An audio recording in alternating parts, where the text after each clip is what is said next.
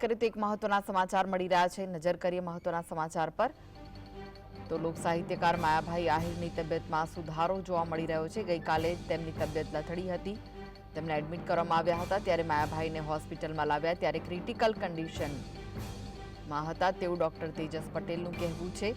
રાત્રે એન્જિયોપ્લાસ્ટી કરી સ્ટેન્ટ મૂક્યું, અત્યારે સંતોષકારક સુધારો છે તેવું ડોક્ટર તેજસ પટેલનું કહેવું છે। માયાભાઈ આહિરને ડાયરા પહેલા જ દુખાવો પડ્યો હતો તો તાત્કાલિક એપેક્સ હોસ્પિટલમાં સારવાર અર્થે લાવવામાં આવ્યા હતા। લોક સાહિત્યકાર માયાભાઈ આહિરની તબિયતમાં હાલમાં સુધારો જોવાઈ રહ્યો છે। તો આ વિશે વધુ માહિતી માટે જોડાઈ ગયા છે સંવાદદાતા જતીન। જતીન, ગઈકાલે તબિયત લથડી હતી, ત્યારબાદ આજે થોડો સુધારો જોવા મળી રહ્યો છે, શું વિગત છે?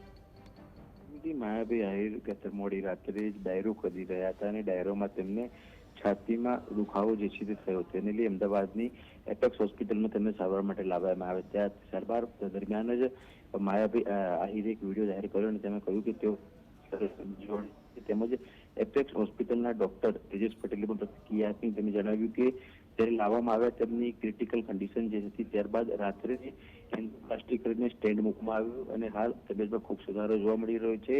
તાત્કાલિક સારવાર આપવાના કારણેથી જે સારવાર જે આપવામાં આવી તેના કારણે માયાભાઈ આહિરની તબિયત ખૂબ જ સુધારા ઉપર છે અને હાલ જે કહી શકાય કે સ્થિતિ ગંભીર જે જોવા મળતી હતી પહેલા તેનાથી બહાર છે અને માયાભાઈ આહિર અત્યારે ખૂબ સારી પરિસ્થિતિમાં છે ને એપેક્સ હોસ્પિટલમાં દાખલ છે।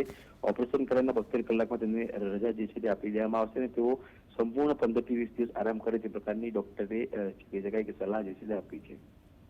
આભાર જતીન માહિતી આપવા માટે।